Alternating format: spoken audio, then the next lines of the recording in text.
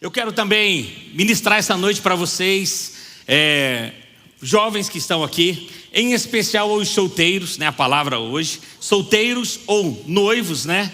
Mas também vale para aqueles que já casaram, mas você vai ter que usar ela de uma maneira diferente, a palavra que eu vou ministrar. Mas em especial para você solteiro, em especial para você que está noivo. E eu vou falar sobre finanças para vocês hoje. A palavra hoje que eu quero dividir com vocês, você pode ter certeza que ela pode trazer muito benefício para a sua vida, para você colocar em prática. Eu sei que muitos ainda estão em oração e continue isso em oração, procurando, né? O seu noivo, a sua noiva, o seu futuro esposo, sua futura esposa, e está certo, continua na oração. Mas existem alguns princípios que você precisa também trabalhar e fazer na área financeira antes de você chegar ao altar e dizer sim a ele, sim a ela. Por isso a minha palavra essa noite para você é antes do sim.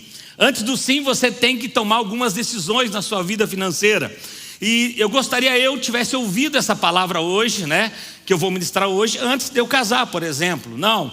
E o que eu vou ensinar você aqui também, provavelmente você não ouviu, e você também não vai aprender na escola, você não vai aprender na tua faculdade também. Você pode fazer o curso que for, você não vai ouvir aquilo que eu quero dividir com vocês aqui essa noite. Então, abra lá a sua Bíblia em Lucas 14, versículo 28, é o texto que eu quero usar para dividir com você aqui a palavra que eu tenho certeza que Deus vai abençoar a sua vida. Olhe para quem está do seu lado, diga para ele ou para ela: antes do sim, nós temos que fazer um planejamento financeiro. É claro que você vai dizer isso para aquele que está noivo, para sua noiva ainda, né? Ou para aquela que você pretende também, né? Vai que você está aí naquela, né? Buscando alguém para ser seu companheiro, sua companheira. Lucas capítulo 14, versículo 28 diz assim: pois qual de vocês, pretendendo construir uma torre, não se assenta primeiro para calcular a despesa e verificar se tem meios para concluir? Para não acontecer que, tendo lançado os alicerces e não podendo terminar a construção, todos os que a virem zombem dele, dizendo: este homem começou a construir e não pôde acabar. Pai, eu oro na autoridade do nome de Jesus, peço graça e favor sobre a minha vida. Deus, me dá sabedoria essa noite, Deus, para falar a esses jovens que aqui estão, Senhor. Deus, que a tua palavra, que é viva e eficaz, penetre em nossos corações. Deus, nós queremos abençoar não só aqueles que estão aqui presencialmente, mas aqueles também que estão online, que estão ouvindo essa palavra. Deus, que o Senhor possa falar o coração de cada um deles. Que essa noite possamos ter uma noite de ensino aqui, Senhor. E que tudo seja para a honra e glória do teu nome. Amém. Quero dividir com você algumas metas financeiras que você precisa ter antes de você dizer o sim. Eu sei que você está muito, né? Eu sei que talvez você está muito naquela ansiedade, principalmente os solteiros, procurando, né? O seu futuro esposo, seu futuro marido. Eu sei que você está na oração, continue na oração, continue jejuando, continue buscando em Deus essa pessoa. Mas é importante que ao você encontrar essa pessoa, você também tenha já ali algumas metas financeiras para quando você chegar diante do altar, você dizer sim a ele, né? Sim a ela, porque o casamento não se resume só em amor. Algumas pessoas falam: não, quando casar tudo vai muito bem, mas deixa eu dizer uma coisa para vocês aqui: quando o dinheiro acaba, o amor sai pela janela, sabia disso? Para você que não casou ainda, você que ainda não conhece isso, os casados sabem, né? Alguns já conhecem essa verdade. Quando o dinheiro acaba, o amor sai pela janela. Então, só para você ter uma ideia, você sabia que os divórcios hoje que acontecem no Brasil, e são milhares de divórcios, a maioria deles são por problemas financeiros? Não é por traição, não é por a incompatibilidade, não é por muitas vezes até violência familiar, não é por discordância em situações.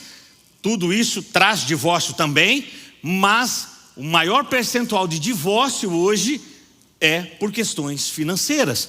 porque não sentaram, não conversaram, não estudaram, não entenderam algumas coisas. E como eu disse, a escola não vai te ensinar isso, a faculdade não vai te ensinar isso, talvez nem o seu pai vai ensinar isso a você, talvez nem o seu líder vai ensinar isso a você. Muitas coisas você vai ter que aprender, né, depois já no convívio familiar. E então, se você, como eu disse, pegar essa palavra, trazer ela como rema para a sua vida, tenho certeza que você vai errar menos do que erraria não ouvindo essa palavra. Falar de finanças pessoais antes do casamento pode ser uma diferença entre felizes para sempre ou até que o dinheiro nos separe.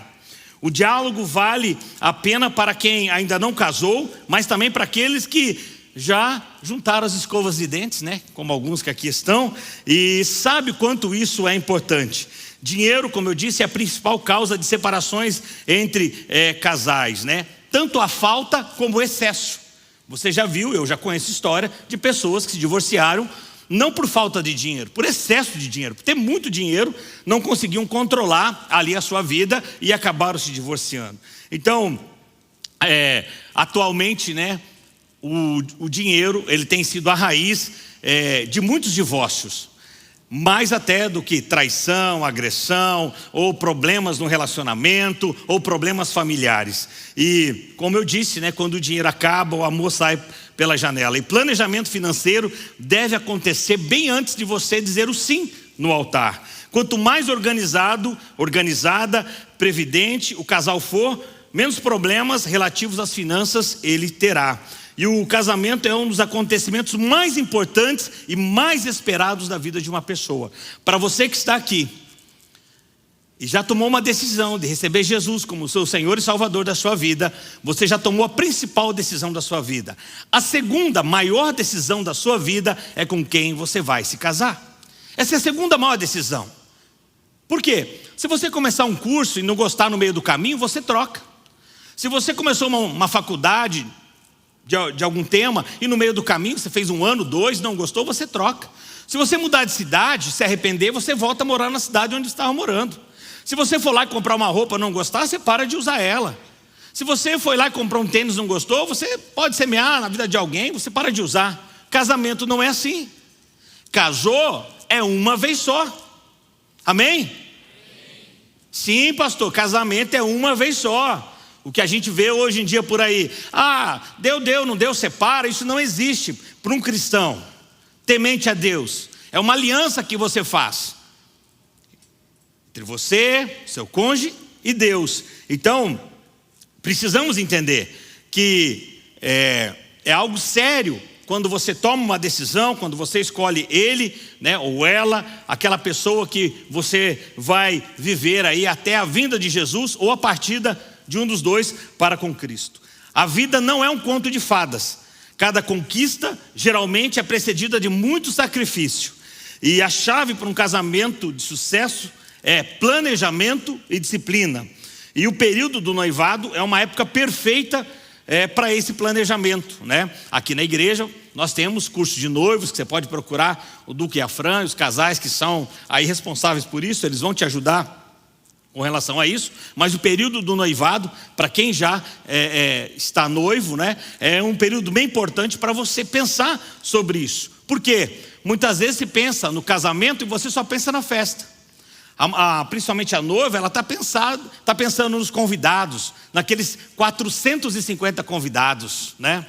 Só está pensando no vestido, só está pensando, né, no dia se vai estar sol, vai estar chuva, só está pensando em coisa linda, no vestido dela, nas pessoas que vão estar ali naquele dia. E esquece que na segunda-feira começa a vida do casal, aonde já não tem mais a mamãe em casa, não tem mais, às vezes, aquela ajudante que ela tinha na casa da mãe, na casa dos pais. Esquece que agora não é mais o meu dinheiro, é nosso dinheiro. E é o nosso dinheiro que o casal ali tem. Talvez um só trabalhe, ainda o outro não está trabalhando. Tem ainda a questão da faculdade, universidade, que ainda está tendo que pagar. Então, mas solteiros também podem já orar para isso, para escolher ele, né? Escolher a sua parceira, ela escolheu o seu parceiro, mas já está orando e também se programando para quando chegar o tempo do casamento, né, de formar uma família, você já ter essa base financeira para você não ter problemas nessa área depois. E não só não ter problemas, como ensinar a muitos. É muito importante você definir algumas coisas, algumas metas financeiras e algumas coisas importantes também antes de você dizer o sim no altar. E vamos lá, a primeira coisa que você precisa entender, que você precisa estabelecer, você precisa saber, antes de você dizer o sim no altar, qual o regime dos bens. Porque poucas pessoas param para pensar sobre isso. Qual o regime de bens que você vai ter com o seu cônjuge? Ah, não, isso não é importante, depois a gente vê isso daí. Ah, escolhe qualquer um, escolhe você. Não é assim. Você precisa saber. Existem vários tipos, né, de regime de bens que você pode escolher, e tudo isso precisa ser feito antes do casamento, antes do sim, né? Antes de casar no civil, no religioso, o casal precisa escolher qual será o regime de bens. Aliás, nós aqui também não casamos ninguém no religioso se ela primeiro não casou no civil. Pode ser no mesmo dia. Ah, o casamento é no religioso, na chácara, onde você for fazer, salão de festa, 4 da tarde. Pela manhã até 4 da tarde você tem que casar no civil. Nós não casamos, por exemplo, alguém no religioso, que daí a semana que vem ela vai casar no civil. Nós não fazemos isso. Ok? Então você precisa entender isso. Isso também é um parâmetro nosso aqui. Agora, vamos lá. Você precisa entender os regimes de casamento, o que cada um ali fala sobre si. Tem comunhão universal de bens, tem comunhão parcial de bens, tem separação total de bens. Então, por exemplo, lá, comunhão universal de bens. Todos os bens passados e futuros pertencem igualmente ao marido e à mulher. No caso que vem acontecer, não é o que nós queremos. Como cristão, você não casa para se divorciar, mas caso isso venha acontecer por uma infidelidade ou por alguma outra situação, você precisa entender isso, né? A comunhão universal de bens, ali todos os bens passados e futuros pertencem igualmente ao marido e à mulher. Comunhão parcial de bens, apenas os bens adquiridos após o casamento pertencem igualmente ao casal, ou o que antes é de propriedade individual de cada um a quem adquiriu, inclusive heranças. Então é algo diferente, e isso importa. Esses dias eu estava vendo um vídeo na internet, que eram um rios assim, e era uma coisa real. Estava o juiz de paz ali e o casal, onde eles estavam infelizmente se divorciando. E aí ele olhou para o juiz e falou: não, mas a casa era minha, essa casa era minha. E aí o juiz: não, você vai ter que se dividir 50% para ela também, ela tem direito. Ele: não, mas essa casa era minha, a moto era minha, o carro era meu. E a moça ali olhando, né? E aí o juiz falou assim: olha, eu não posso fazer nada agora. Vocês deviam ter pensado isso antes de escolher o regime de casamento. Aqui o regime que vocês escolheram é que tudo pertence a vocês, independente se você já tinha a sua moto, o seu carro, o seu dinheiro. Eu lembro que eu vendo esse vídeo, a mulher olhou para ele assim: viu? Bem feito para você. Além de me perder, ainda vou levar metade do que é seu. Falou para ele, né? Além de me perder, ainda vou levar metade do que é seu. E é uma verdade, está ali, está na lei, não tem o que você questionar. Então, existe também separação total de bens, onde há compartilhamento de bens, passado e futuros, cada um é um titular único dos seus bens em seu nome. E também existem outras coisas que você pode estudar sobre isso, conversar com o juiz de paz, quando você for dar o nome ali no cartório. Você precisa tirar essas dúvidas também melhor quando você for dar ali o seu nome no cartório, enfim, porque existem essas questões e outros regimes também ali que às vezes possa se enquadrar para você. Então a primeira coisa que você precisa entender é isto, né? Você precisa escolher ali o regime de bens, porque isso, dentro da área financeira, é super importante você entender qual o modelo que você vai querer usar. Segunda coisa, é importante você definir o valor da festa de casamento. Partindo para uma parte mais prática aqui, é importante você entender isso, porque uma festa de casamento hoje, ela pode custar aí, no mínimo, talvez 15 a 20 mil reais, o mínimo do mínimo. Mas eu não, estou falando só da festa, né? Mas você pode, não precisa ter, às vezes, a chácara. Você vai lá, faz o casamento, vai para um restaurante, o mínimo do mínimo, 15, 20, 30 mil, e aí pode ir até 1,5 milhão, 2 milhões um casamento. Vai de quanto você tem. Agora, se você não senta primeiro para fazer um orçamento, saber o quanto custa, eu estava fazendo uma pesquisa, um casamento econômico, ele vai de 35 a 50 mil. Casamento econômico. Um casamento intermediário de 55 a 120 mil. E um de luxo, parte de 100, aí até aonde vai as suas posses. Suas posses. Não dos seus pais, não dos seus avós, né? Suas posses. Então, é importante você entender qual é ali o valor da festa de casamento. Quantos noivos que a gente chega, às vezes, muitas vezes, para conversar, para dar aconselhamento. E aí, qual o valor da festa? A gente está pensando, quantas pessoas vão convidar? Umas 300 pessoas.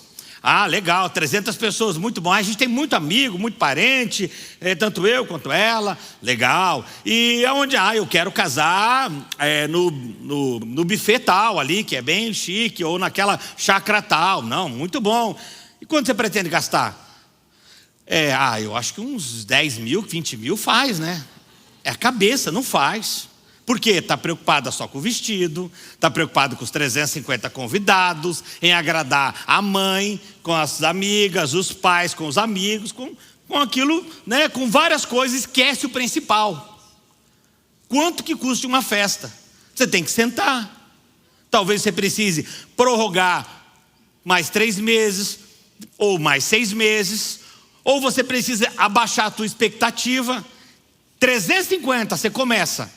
Aí quando você vai cortando, aí corta para 300, aí vai para 200, para 100. Mas não dá para cortar mais ninguém. Mas se você não tem dinheiro, vai ter que cortar. E no final acaba os 35, 40 ali, que é o que você pode pagar. Você está entendendo? Amém? Eu sei que não é fácil falar sobre isso, mas eu preciso falar como pastor. Porque às vezes a gente vê algumas pessoas assim, achando que o dinheiro cai do céu para casamento. É Alice no País das Maravilhas. Não, é tudo lindo, maravilhoso. Me fale onde eu casei no buffet tal, assim, assim, assim, assim. Aí ela sonha com aquilo, mas ela esquece a realidade. Então, se você pode, eu não sou contra a festa, mas se você pode, você vai fazer a festa segundo o seu padrão. Você vai fazer a festa segundo você pode. Se os seus pais vão lhe ajudar, glória a Deus por isso. Agora, eu falo para todos os pais, não se endividem para fazer casamento para filho. Porque o casamento, querido, é algo ali que você vai fazer. Para muitos, o casamento é só festa. O casamento é mais do que isso. E aí fazem os pais se endividarem. Eu já vi pais, e quando vem me perguntar, eu falo, não se endivide para fazer festa de casamento para o seu filho, para sua filha. Você, filho, filha também, não pressione seu pai, sua mãe, para eles se endividarem por uma festa. Faça de acordo com o seu padrão, faça como você pode. Não queira, não, tudo vai dar certo. Não, vai dar certo, sim. Não, outra coisa, não case já com boleto para os próximos 36 meses pagando. Talvez não vai nem aguentar, que no meio já vai ter um problema. Eu conheço pessoas que se endividaram casando, boleto para pagar em 36 meses, não aguentou 36 meses do casamento. Ali, acho que 1 ano e pouco, quase 2 anos, brigas e brigas, se separaram e ainda tinham quase 1 ano ainda de boleto para pagar. Então, não case endividado. Eu sei que nessa hora as mulheres ficam olhando para mim com aquela cara de tristeza. Eu já olho vocês, meninas, olhando para mim e dizendo como ele é mau. Varão, comece a ser homem já no noivado. Já no noivado, ser homem. Você vai dizer assim: olha, é isso que nós podemos. Você pode orar, você pode jejuar, você pode buscar o sobrenatural, Deus pode te surpreender, pode muitas coisas. Pode alguém do nada chegar e falar: não, eu vou abençoar você, eu vou abençoar eu vou fazer isso por vocês. Mas não casem endividados, para depois você ficar 1 ano, 2, 3 pagando dívida. Então, defina ali muito a festa de casamento. E a festa, ela precisa ser, segundo o seu padrão. Por que é importante conversar sobre isso? Porque às vezes, e a maioria das vezes acontece isso, para o homem é muito mais simples as coisas. E para as mulheres não é tão simples. É por isso que Deus une um homem e uma mulher. O homem é muito mais simples as coisas para ele, a tomada de decisões, as coisas mais simples. Agora as mulheres já não. Então, agora precisa ter a conversa, precisa ter o diálogo. Um exemplo nosso como família: eu quando casei com a Adri, nós estávamos num momento muito difícil financeiramente. A Adri estava grávida do Murilo, nós não éramos crentes ainda. E foi nesse período que nós nos convertemos também. Mas nós não tínhamos dinheiro para casar. E o meu casamento foi eu, a Adri, a mãe dela, o pai dela, meu sogro e minha sogra, meus pais e a Aline, que é minha cunhada pequenininha que estava lá, e o padre Bertrão. Me cobrou 60 para casar. Estava lá era nós. Até hoje, 60 pila custou o casamento. Eu não tinha dinheiro para casar. Como ela estava grávida, fomos no cartório, demos nome no cartório. Existe também um valor para ser pago no cartório para casamento, tá, querido? Então, assim, não é só festa, tem essa parte do cartório. Casamos no cartório e fomos para a igreja. Nós éramos católicos, tanto eu quanto a Adriana. Fomos lá e esse foi o nosso casamento. E fomos para casa. Sabe o que tinha no nosso café da tarde do nosso casamento? Era Coca-Cola, pão, mortadela. Foi assim que nós começamos. Foi chorando, geme e chora. 10 anos depois, aí sim, preparado financeiramente, Deus havia feito um milagre na nossa vida financeira, na nossa vida empresarial também. Já estávamos bem financeiramente. Eu olhei para ela e falei assim: agora eu vou dar a festa que você merece, do jeito que você merece. Então, na época eu aloquei um castelo. O pai ficou grande daí. Se lá, quem me viu passar comendo mortadela, não me ajudou, Mas 10 anos depois, querido, poderia ser 15, poderia ser 20, mas foi 10. Aí sim, Castelinho, na Chácara Castelinho, aquele que é aqui, Bocaiúva do Sul. Na época, reservamos ali o final de semana, não foi nem só o dia do casamento, já fui um dia antes para lá, para o lugar, para a gente dormir lá no castelo. Nesse período, eu trabalhava, o principal foco nosso era trabalhar na área da música, com estúdio, livrarias que nós tínhamos. Então eu conhecia os melhores músicos, Então fui escolher os melhores músicos para fazer a marcha nupcial lá ao vivo, no castelo. Não só isso, a banda do momento, que era a banda mais top que existia naquele momento, que era o Ministério Filhos do Homem, que era o top assim, talvez os mais novinhos aqui nem conheceram. Talvez assim, é o Fernandinho nos dias de hoje, para vocês aí, que estava em alta, era amigo, eles eram amigos. E eu convidei ele, falei: eu quero que você venha tocar no nosso casamento. Se você soubesse o que eu gastei naquele casamento, mas 10 anos depois, em cima de um planejamento, em cima de algo que quando nós casamos nós não podíamos. Você entendeu? Amém? Então eu não sou contra a festa. Agora você tem que viver dentro do seu padrão. Você tem que viver conforme você pode. Não queira você iniciar um relacionamento para depois você ficar devendo um monte. Terceiro, defina o padrão de vida do casal. Sabe por quê? deixa eu falar para você, minha querida e amada irmã. Você às vezes veio de um contexto, e normalmente, mas estou falando assim porque normalmente as mulheres vêm às vezes num contexto mais de um cuidado com os pais, de uma família um pouco melhor e tal. Aí conheceu aquele varão, mas o varão é selva. O varão é selva. Para ele assim, vamos casar, vamos morar no quartinho ali, ó. Não precisa da cama não, nós só jogamos ali um colchão de ar, nós dois, e vamos. E ela não está esperando aquilo. Para o selva está tudo bem, um colchão de ar. Para ela não pode ser um colchão de ar. Por isso que você precisa o quê? Definir o padrão de vida que os dois vão ter inicialmente. Qual o padrão de vida? É quanto você ganha. Não, mas é porque eu tenho um salário meu de, sei lá, de 3 mil, o salário dela é mais 3 mil, nós temos um salário de 6, mas a gente tem mais 5 que o pai dela vai ajudar a gente. Se vai ajudar por um tempo, porque está começando a vida, legal. Agora, não seja um folgado, esperando isso daí a vida toda, varão. Como você, minha irmã, não pode ficar esperando isso dos seus pais a vida toda. Se é um momento, se é o começo da vida, eu acho super justo o pai poder ajudar. Faço isso com o maior carinho para o meu filho que está começando agora. Mas, por exemplo, no casamento eu não ajudei. Sabia que eu não dei R$1 para o casamento do Murilo e da Júlia? Eu sei que talvez a Júlia me ame mais ainda por causa disso. Mas eu não dei R$1 para o casamento dos meus filhos. E não é porque eu não podia. Agora chocou, né? E não é porque eu não podia, mas eu falei para eles: vocês vão casar com o que vocês possuem.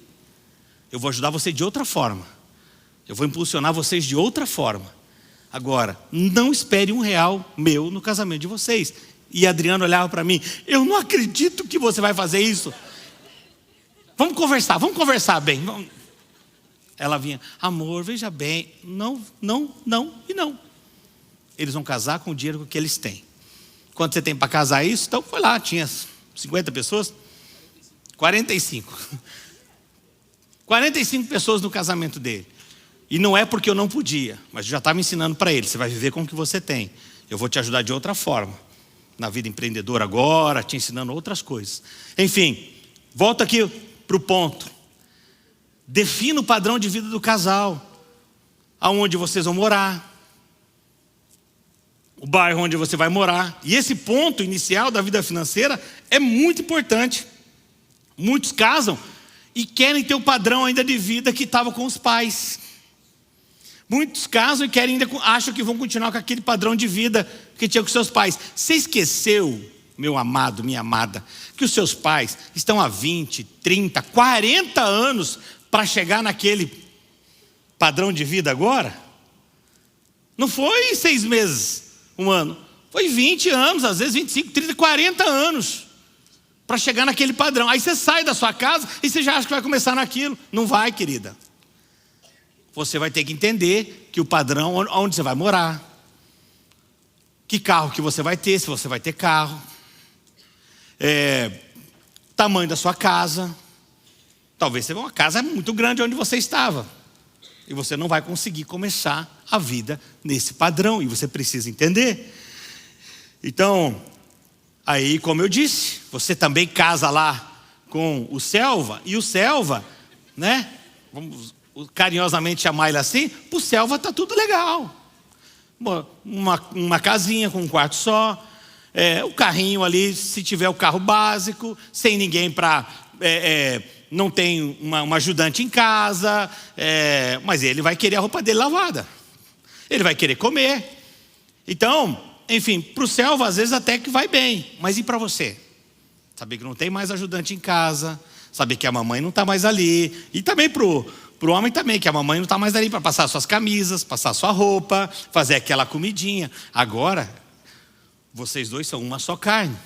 E você precisa entender que esse padrão de vida é super importante você já estabelecer, entender a realidade. Olha, hoje eu estou numa realidade e nós vamos entrar agora numa nova realidade. E é por um tempo. Porque se você fizer tudo isso muito bem programado, vai ser por um tempo. Logo os dois trabalhando, um ajudando o outro, ali construindo juntos, logo vocês vão conseguir ter uma casa melhor, logo vão conseguir ter um carro melhor, logo vocês vão mudando de lugar, vão empreendendo, vão fazendo outras coisas, e com o passar do tempo vocês vão chegar, sim, naquele padrão. Talvez até antes que os seus pais chegaram. Talvez os pais demoraram 20, 30 anos, porque eram momentos diferentes para chegar onde eles estão hoje. Talvez vocês possam conquistar isso até antes, mas para isso precisa ter planejamento. Então, é importante você fazer isso. Também, definir o papel de ambos nas finanças. Sabe por quê? É comum durante o namoro e o noivado ambos estarem trabalhando, né? E aí, o planejamento inicial é feito baseado o quê? Na soma dos rendimentos. E a partir do casamento não é mais o meu dinheiro, seu dinheiro, é o nosso dinheiro. Se um ganha 3 e o outro ganha 1.000, é 4.000 o salário da família. Não é eu tenho 3 e você 1.000. Outra coisa, não importa se ela ganha mais. E glória a Deus, se ela no momento, talvez alguém já formada, alguém que já conseguiu um trabalho melhor, ela está ganhando mais do que você, isso não vai diminuir você, varão. Você precisa entender e aproveitar esse momento. É claro, com o tempo vai vir o equilíbrio para as coisas. Isso não faz a mulher ser cabeça da família também, não é porque ela ganha mais. Eu vejo alguns homens olhando isso e vendo isso como o fim do mundo, da mulher ganhar mais do que ele. Ei, isso pode acontecer, isso é muito comum, pelo momento, pela estação de vida dos dois. Eu já tive um momento da minha vida que a Adri, que sustentou a nossa casa, porque eu fiquei desempregado. Foi nesse tempo, logo depois de casado, fiquei desempregado, ela trabalhava, ela sustentava a casa. Não quer dizer que inverteu o papel, que ela virou cabeça da família, não. Eu continuava sendo cabeça, agora eu estava desempregado. Com o tempo as coisas se ajustaram, comecei a trabalhar, comecei a ganhar o dinheiro, enfim, fomos se ajustando. Então, é importante você entender definir o papel de cada um nas finanças. Quem tem mais habilidade para isso? É ele? Então ele vai fazer o controle. Se é ela que vai fazer o controle. E isso não é inversão de papéis. Há alguns aí super, né, machos que não... Minha mulher jamais vai controlar as finanças. Mas você é um cabeção. Você não sabe fazer uma conta, você não sabe mexer numa planilha de Excel. Você não sabe fazer nada e quer ser todo bonzão. Não faz um planejamento, não cuida das finanças. Deixa a sua mulher fazer isso. Deixa a sua esposa, se ela tem mais habilidade, fazer isso. Agora, se você, varão, tem mais habilidade, faz você. A questão não é quem vai fazer, precisa ser feito. Outra coisa, não pode simplesmente jogar. Vai lá e faz você. Daí a pessoa começa a controlar as finanças, e aí o outro que não controla nada, aí quer só gastar. E aí o de cá se torna o ruim da situação. Não, tem que ser feito junto. Um acordo, uma conversa. Olha, você vai administrar, porque você tem mais habilidade para isso, ótimo, mas precisa se conversar sobre o assunto. Defina o tamanho da família.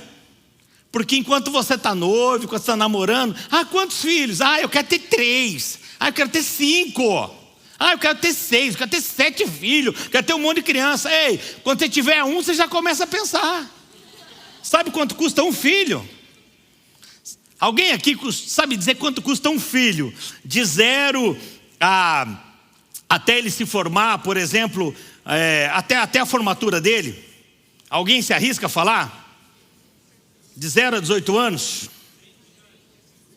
Pode chegar até 3 milhões.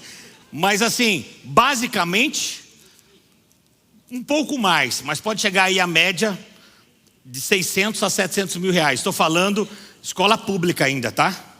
Não estou falando de escola particular, escola pública. Mas qual é a conta? A conta não é o que gasta em estudo. Por exemplo, se você tem um filho, você pode ter uma casa com 3 cômodos. Se você tem 2 filhos, você tem que ter uma casa com mais cômodos. Se você tem 3, 4 filhos, você vai ter que ter casa com mais cômodos. Isso quer dizer o quê? O aluguel ou o financiamento é mais caro, tudo é mais caro. O carro que você tem que ser um carro talvez para 7 pessoas, então é maior. Então essa conta não é feita só com relação à escola, não é feita só com relação aos estudos, mas é no pacote integral. Por quê?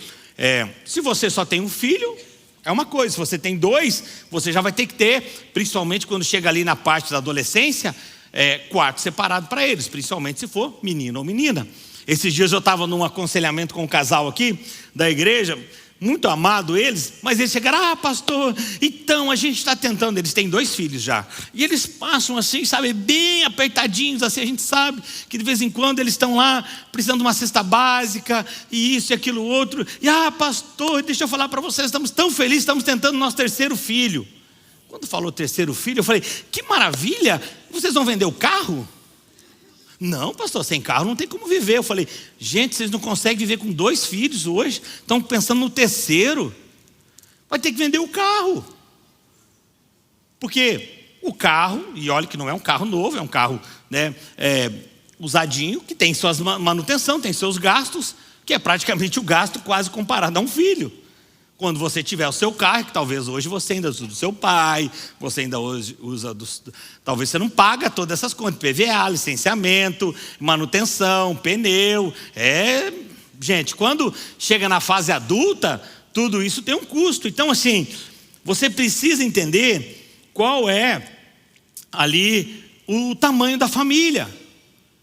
Se você pode ter 5 filhos, glória a Deus por isso. 10 filhos, Deus te abençoe, mas é importante você conversar sobre isso com o cônjuge, né? Com a sua esposa, com o seu marido, seu futuro marido. Olha, vamos planejar o 1º filho, vamos planejar o 1º. Depois do 1º, vamos planejar o 2º. Fazer tudo com muito planejamento. Organizar as finanças, e esse é um assunto, né? Como eu estou falando aqui, importantíssimo. Todo casal, ele precisa ter uma vida financeira estável e precisa ter um controle sobre o que entra e o que sai. Isso chama um orçamento, quanto ganha e quanto gasta. Então você vai juntar lá, quanto que o casal ganha? Um ganha, vou usar um número aqui, ganha 3 e o outro ganha 4 mil. Os dois são 7 mil reais. Esse é o valor da entrada. Qual é o valor da saída agora? Qual é o valor do aluguel? Primeiro, não é só aluguel. Se o casal é um cristão fiel a Deus, você vai dizimar. 10% dali já são 700 reais, dos 7 mil. Se você primicia, tem mais valor da primícia. Se você faz oferta esporádica, tem mais o valor da oferta. Você vai baixar daquela saída. Aliás, pense que você não paga dízimo, e dízimo você também não dá dízimo. Sabia? Isso é uma chave para você virar na sua vida. Você que é jovem ainda. Você não dá dízimo, você devolve o seu dízimo. Porque se você está dando, é algo que é seu. O dízimo não é seu. Você devolve a parte para Deus. Então, não, eu vou dar meu dízimo. Não, você não vai dar nada, não é teu. Você só vai devolver aquilo que Deus colocou na sua mão.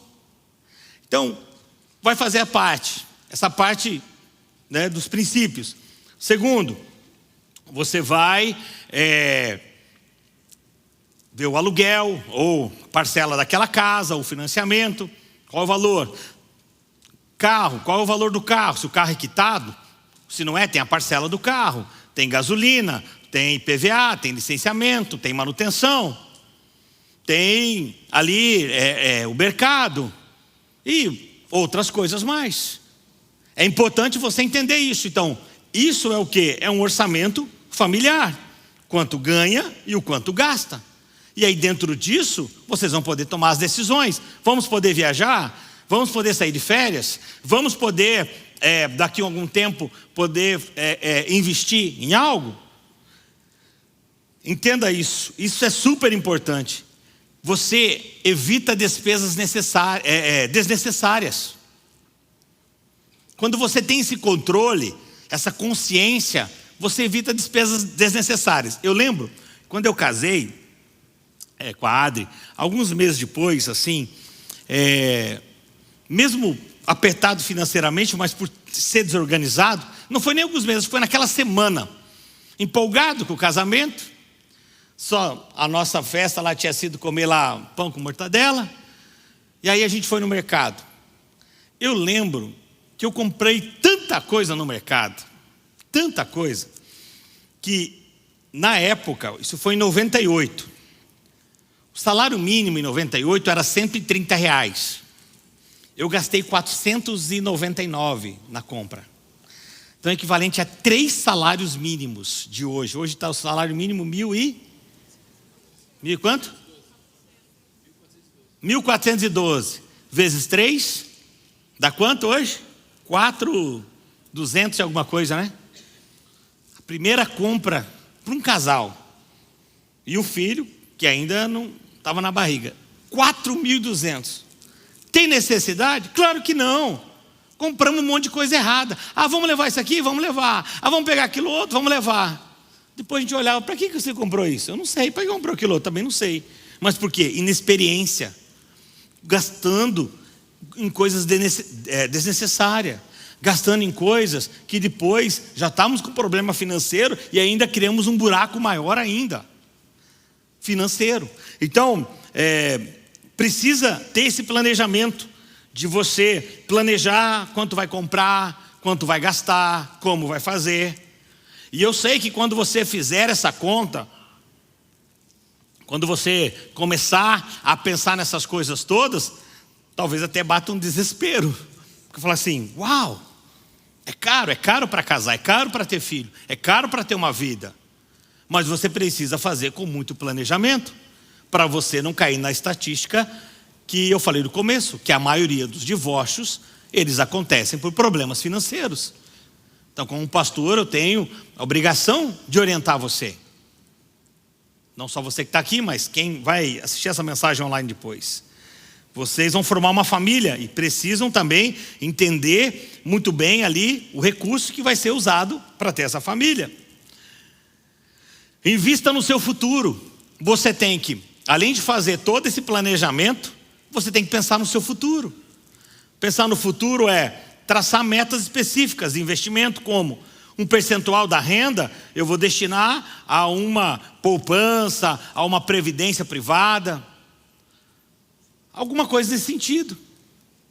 Eu vou reservar uma parte da minha renda para investir em educação, fazer um curso, fazer uma pós, fazer um mestrado, fazer alguma coisa.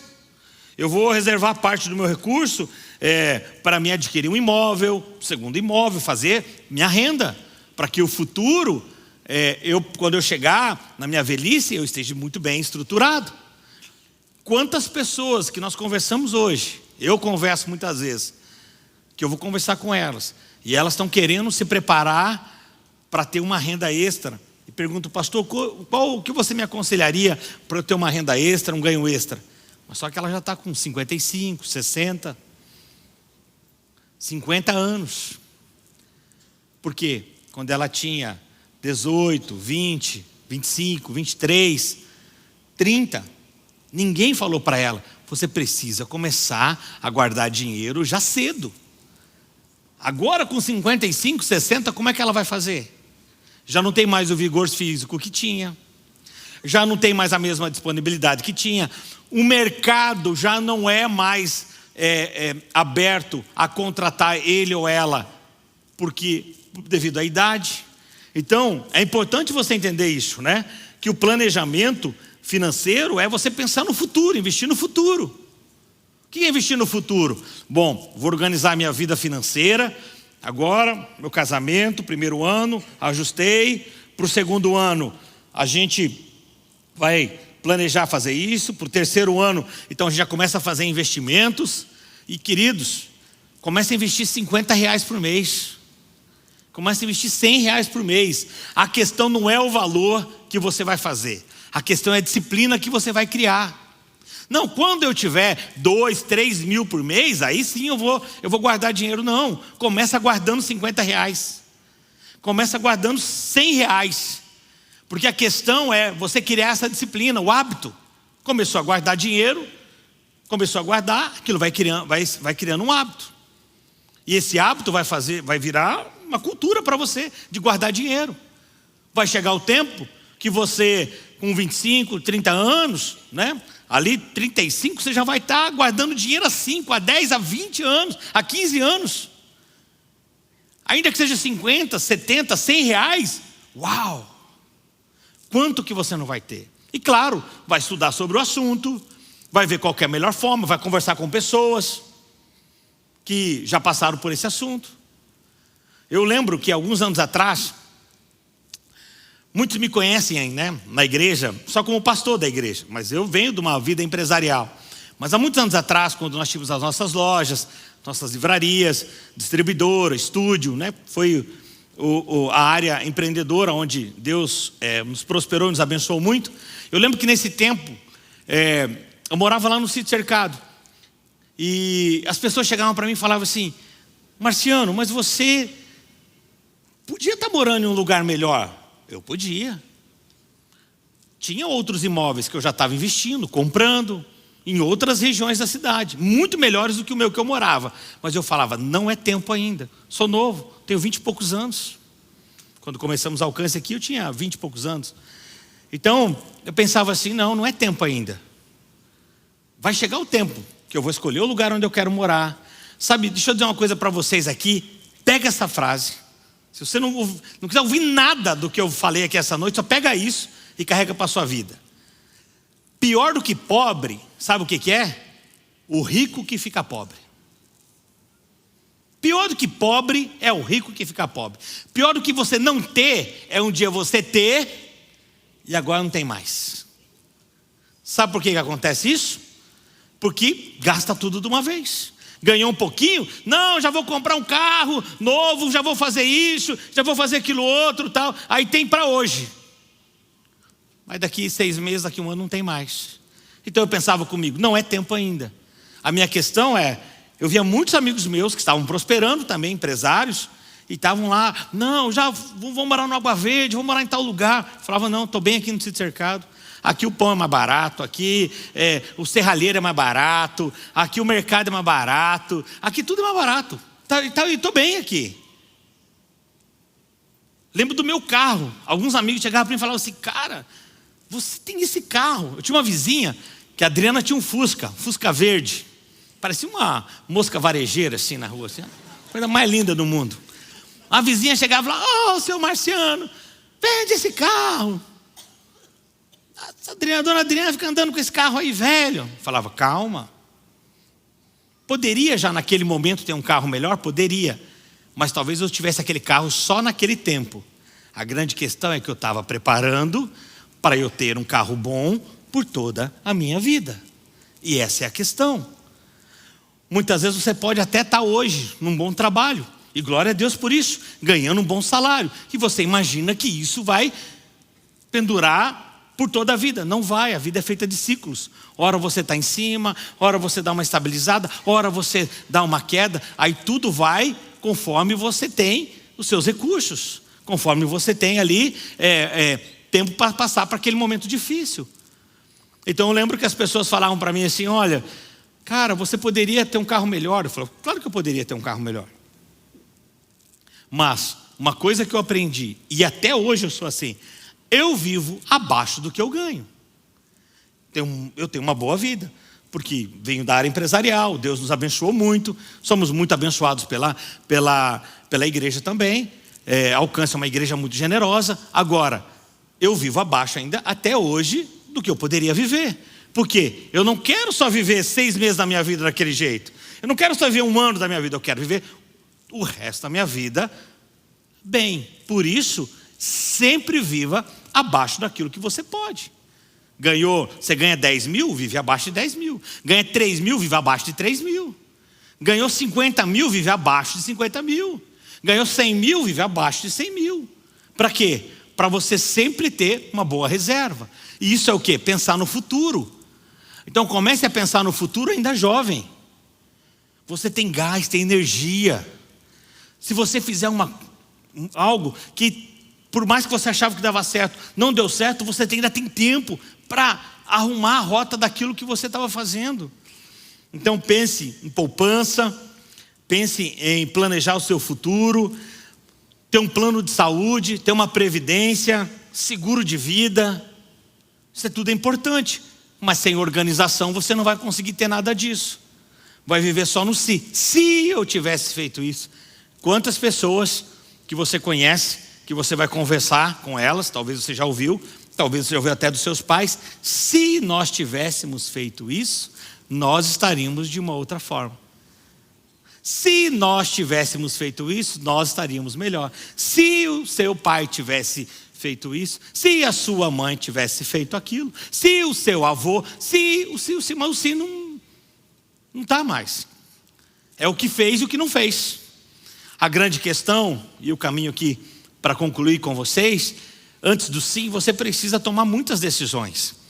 Como eu falei, não é só para você que vai dizer sim, mas para você também que já disse o sim. Você casal, jovens casais, estão começando a vida agora. Opa, dá tempo da gente organizar nossa vida financeira? Dá sim. Dá, vocês são jovens ainda, tem muita coisa a se fazer. Senta com pessoas que já passaram por aquilo talvez que vocês estão passando, para pegar conselhos, pegar direção. E, por último, porém não menos importante, antes de você dizer o sim, você precisa da bênção dos seus pais. Êxodo 20:12 diz: honre seu pai e sua mãe, para que você tenha uma longa vida na terra, que o Senhor seu Deus lhe dá. Isso aqui é prosperidade. Você tem a bênção dos pais, você honrar seu pai e sua mãe, isso é prosperidade. A Bíblia diz: honre seu pai e sua mãe, para o quê? Para que tenha vida longa. A vida longa é o quê? É prosperidade. Quanto mais tempo de vida você tem, quanto mais saúde você teve. Quanto mais saúde você tem, quanto mais você pode, então, produzir. E isso vai trazer o quê? Prosperidade. Ah, mas o meu pai é isso. Ah, minha mãe é aquilo. Ei, a Bíblia fala: honra pai e mãe. Não está perguntando se seu pai e mãe é crente, se ele vai no alcance, se ele vai na assembleia, não está perguntando isso. Uma coisa é você não concordar com a atitude de vida que o seu pai ou a sua mãe tem. Talvez seu pai abandonou sua mãe, está em adultério, está convivendo em outro relacionamento. Uma coisa é você não concordar com ele. Outra coisa é você desonrá-lo. Como eu já vi, e quando eu vejo isso, eu corrijo. Fico furioso de ver um jovem: meu pai é um bêbado, minha mãe é isso. Ei, honre seu pai e sua mãe. Pode concordar, você pode discordar da vida que ele está vivendo, ou que ela está vivendo, mas você não pode faltar com honra com ele ou com ela. Sansão não honrou os seus pais. Juízes 14, 1-3 diz: Sansão desceu a Tima e viu ali uma mulher do povo filisteu. Quando voltou para casa, disse ao seu pai e sua mãe: vi uma mulher filisteia em Tina, consiga essa mulher para ser minha esposa. Seu pai e sua mãe lhe perguntaram: será que não há uma mulher entre seus parentes ou entre todo o seu povo? Você tem que ir aos filisteus, os circuncisos, para conseguir esposa? Sansão, porém, disse ao pai: consiga-me para mim, porque ela me agrada. Juízes 16:21 diz: os filisteus os prenderam e furaram seus olhos e o levaram para Gaza, prendendo com algemas de bronze, e puseram a girar um moinho na prisão. Ele diz, há uma outra versão, há um outro texto que diz: Sansão, quando ele chega aos seus pais e fala que ele vai casar com essa mulher, o seu pai diz, seus pais falam para ele: olha, por que você não casa com uma das suas irmãs, uma da tribo da nossa tribo? E ele diz: por que não? Por que você escolheu essa mulher? Porque ela me agrada aos olhos. Foi contra os pais. E a Bíblia fala que ele termina sem os olhos, porque desobedeceu os seus pais. Não existe algo tão forte quanto as bênçãos dos pais. Deixa eu dizer uma coisa para você: a bênção dos seus pais sobre o seu casamento é maior do que a minha bênção como pastor da igreja. A bênção do seu pai, da sua mãe, é maior do que a minha bênção como pastor. É maior do que a bênção de qualquer líder desta casa. Aliás, se nós sabemos que algum casal está casando em rebeldia contra os seus pais, nós não casamos. Porque, por mais que eu seja pastor, autoridade nessa casa, eu não sou uma autoridade maior que os seus pais. E olha que eu não estou falando para eles, estou falando para vocês. Então, eu concluo esse esse tempo de conversa nossa com Provérbios 28:9, que diz: se alguém se recusa a ouvir a lei, até suas orações serão abomináveis ou detestáveis, como outra versão fala. Provérbios 28:9. Aquele que se recusa a ouvir a lei, até a sua oração será abominável. Sabe o significado da palavra abominável? É exala mau cheiro. Quando você não honra seu pai e sua mãe, você vai fazer oração. A sua oração, ela exala mau cheiro, ela fede. É isso que a Bíblia está dizendo. Então, procure conversar com seu pai, sua mãe. Peça para eles orarem com você. Peça para eles te abençoarem. Quando o Murilo chegou para nós, pai, para eu e a Adri, um dia nós estávamos voltando de uma viagem, e ele já no caminho falou: pai, eu preciso muito falar com vocês. O que foi? Não, eu preciso muito falar com vocês. A gente estava chegando de viagem, numa viagem com o Luciano e a Kelly ainda estavam conosco. Quando eu cheguei em casa, era madrugada, ele estava lá esperando a gente. Daí ele falou: pai, eu quero falar com vocês. Está vindo um sentimento no meu coração, queria dividir. Um sentimento no meu coração pela Júlia. E eu queria que vocês orassem comigo. Queria que vocês me abençoassem. Então nós começamos todo um processo ali. Depois também o próprio Marcelo junto com a Júlia. Depois trouxemos a Júlia para mais perto da nossa casa, para nós conhecermos ela. Porque mesmo estando aqui nesse ambiente, ela não era da nossa intimidade, com o Murilo não era de intimidade da família dela, éramos amigos. Então trouxemos ela, conversamos com os pais. Tão sadio tudo isso. Conversamos com os pais, trouxemos a Júlia para estar mais próxima de nós, sem os dois namorarem, apenas estávamos orando. O Murilo ficou mais perto da família da Júlia, tudo em oração. Então o Senhor foi trazendo paz ao nosso coração, para abençoá-los, para iniciar o namoro e depois o casamento. Sabe, deixa eu dizer uma coisa para você, jovem que está aqui. É simples as coisas, é muito simples tudo. O problema é que a gente complica. É simples, é que a gente gosta de complicar. Honre seu pai e sua mãe. Efésios 6, 2 e 3 diz: honra teu pai e tua mãe. Este é o primeiro mandamento com promessa, para que tudo te ocorra bem e tenhas longa vida sobre a terra. Poderia também acrescentar várias outras situações aqui nessa palavra para você, mas eu acredito que já é o suficiente para você que está aqui, está ouvindo essa palavra. Você que é solteiro, solteira, você que está buscando uma pessoa, orando a Deus, aquele ou aquela que você vai ter uma aliança com ele, com ela, e essa aliança, debaixo da graça e do favor de Deus, será uma aliança perpétua, até a vinda do Senhor ou a partida de um de vocês para com Cristo. Eu quero convidar você para ficar em pé, para a gente estar orando nessa noite. Quero abençoar a sua vida. Espero que você receba essa palavra no seu coração, como ensino, como alguém que veio aqui, não para julgar você, muito menos, não longe de mim, mas sim para te orientar, como pastor, como um pai, que eu sou para vocês jovens dessa casa. Que você talvez possa ouvir de novo essa mensagem. Poxa, eu acho que isso eu vou ouvir de novo. Que você possa transmitir isso para outras pessoas também. Amém? Você recebe essa palavra? Vamos orar. Pai, peço graça e favor do Senhor sobre a vida desses jovens que estão aqui. Deus, o desejo principal é proporcionar tranquilidade financeira ao longo da vida desses jovens que estão aqui, que vão casar, desde o primeiro dia do casamento. Por isso, Deus, eu oro, os abençoo, peço graça e favor do Senhor sobre a vida deles, peço teu cuidado sobre a vida deles, peço teu favor sobre a vida deles, Pai. Deus, que o Senhor continue os abençoando.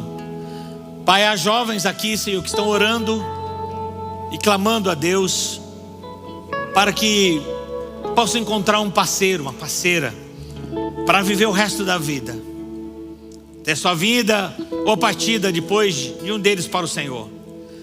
Deus, eu oro para que ele encontre, para que ela encontre, ele encontre. Deus, mas eu oro também para que eles possam, Senhor, ter consciência que há também, Senhor, uma vida, Senhor, não de ilusão, uma vida real, onde há contas, onde há prestação de contas, aonde, Senhor, precisa ter renúncias, abrir mão, muitas vezes não podendo fazer o que quer e tendo que fazer o que é possível e não necessariamente o que quer. Mas Deus, a minha oração é para que o Senhor conceda sabedoria a cada um que está ouvindo essa palavra, que o Senhor conceda prosperidade para cada um também que está ouvindo essa palavra, que o Senhor dê sabedoria e crescimento a cada um deles. No nome de Jesus Cristo é o que eu oro, te agradeço. Se você recebe essa palavra, você pode dar um forte aplauso a Jesus?